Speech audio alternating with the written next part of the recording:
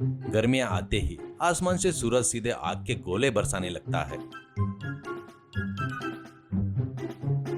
गर्मियां आती थी तो बस पक्षी भी छांव की तलाश में भटकते रहते हैं। उस गांव के अमीर लोग अपने घरों में बड़े बड़े एयर कंडीशन लगवाकर रजाई ओढ़कर मजे से सोते हैं।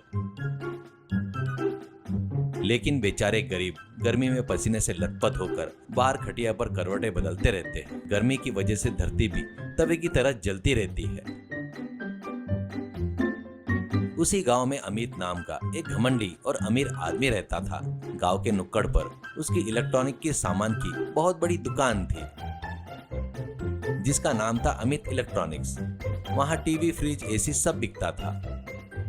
अमित हमेशा अपनी दुकान में एसी को 16 डिग्री पर रखकर कुर्सी पर झूलते हुए आराम से बैठता था। उसका एक असिस्टेंट था चतुर। वह निहायती बेवकूफ, लेकिन अमित की हर गलत बात की तारीफ करता और उसकी हाँ में हाँ मिलाता। एक दिन दोपहर के समय पे तापमान 48 डिग्री तक पहुंच गया था। अमित दुकान के अंदर एसी की ठंडक का मजा ले रहा था। उस एसी के आउटडोर यूनिट से थोड़ी हवा बाहर भी आ रही थी। लोकेश और राजेश नाम के दो गरीब लोग उसी ठंडक हवा की राहत पाने के लिए दुकान के सीढ़ियों पर खड़े थे।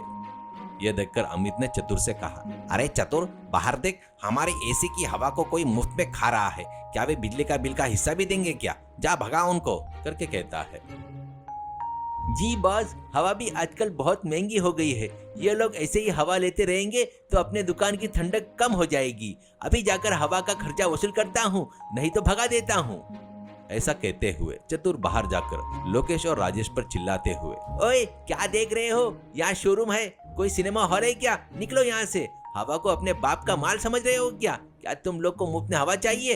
तो लोकेश, अरे बाबूजी, बाहर धूप बर्दाश्त नहीं हो रही है। आपके एसी की हवा थोड़ी बाहर आ रही है, बस इसलिए यहाँ पर खड़े हैं। 5 मिनट में चले जाएंगे, ऐसा कहता है। तो चतुर, 5 मिनट में क्या? 1 सेकंड के 1 रुपए लग रहे हैं मेरे बॉस को, और तुम्हारे थोपड़े को एसी की हवा चाहिए क्या? जाकर धूप में खड़े हो जाओ, तब तुम्हें उसकी कीमत पता चलेगी। ऐसा कहते वक्त अमित बाहर आकर गुस्से से, ओए यहाँ से जाते हो या नहीं? क्या तुम्हें बात समझ में नहीं आती? दलिद्रो, मेरी दुकान में आने वाली एसी की हवा के लिए यहाँ खड़े होने की तुम्हारी हिम्मत कैसे हुई? तुम्हारे शरीर के पसीने की बदबू से मेरा एसी खराब हो जाएगा। मैकेनिक आएगा तो 10,000 रुपए मांगेगा। निकलो यहाँ से, ऐसा कहता है। अमित उन्हें बुरी तरह गालियां देकर भगा देता है। थोड़ी ही देर में गाँव में एक तेजस्वी स्वामी जी भीख मांगते हुए आए। वो घर घर जाकर भीख मांग रहे थे। वे अमित की दुकान के सामने पहुंचे। उसी समय अमित उन गरीबों को गालियां दे रहा था। नारायण नारायण, शांत हो जाओ बेटा, इस भयंकर गर्मी में गला सूख रहा है। प्यास बुझाने के लिए कुछ दान पुण्य कर दो बेटा। क्या स्वामी जी, सुबह सुबह शुरू हो गए? यहाँ बेचने के लिए एसी और टीवी मिलते हैं, क्या आपको दान में दे दूं क्या? दान चाहिए तो बगल वाली गली में धर्मशाला है, वहाँ पर जाइए। यहाँ तो डिस्काउंट भी नहीं मिलता, और दान धर्म कहाँ से आएगा? हमारे बॉस बहुत बिजी है, उनका समय बर्बाद मत कीजिए।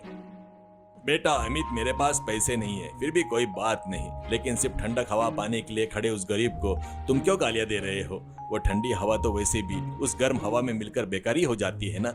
अगर वे इसे ले भी लेंगे तो तुम्हारा क्या घिस जाएगा बेटा, करके कहता है। तो अमित, नुकसान क्या स्वामी जी, ये मेरे पैसे से खरीदा हुआ एसी है, इसकी हवा भी मेरी संपत्ति है। कोई भी सड़क छाप आकर मेरी हवा खाए तो क्या मैं चुपचाप बैठना चाहिए? कल को कहोगे कि मेरी दुकान की रोशनी भी उनकी है। धर्म कर्म का ज्ञान मुझे मत सिखाइए स्वामी जी। अगर हिम्मत है तो उन्हें ठंडक दिलाइए और मेरे पीछे मत पड़िए। स्वामी जी गुस्से से, बेटा प्रकृति की हवा को भी अपनी जागीर समझना तो मेरे अहंकार की निशानी है। दौलत कभी स्थायी नहीं होती, किए गए धर्म कर्म ही स्थायी होते हैं। ठंडक बांटने से बढ़ती है, उसे छिपा कर रखोगे तो आग बन जाएगी। अरे बस करो स्वामी जी, अपना भाषण बंद करो। मुझे दान पुण्य करने का कोई शौक नहीं है, आप जा सकते हो।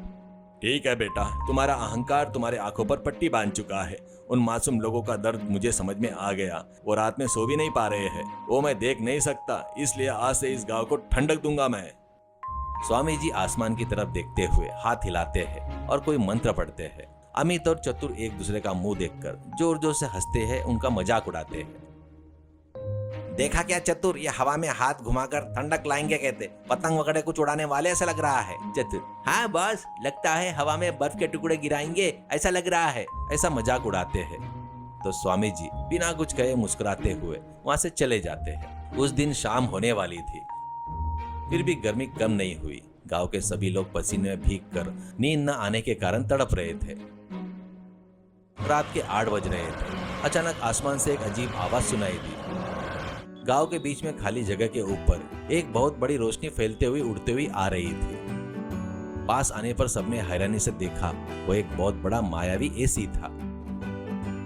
वह हवा में तैरता हुआ गांव के बीच में रुक गया। कुछ ही पलों में उस एसी से अद्भुत ठंडी हवा बहने लगी। पूरे गांव का माहौल ही बदल गया। सीखो है, बस 1 रुपए ट्रायल का लेती है।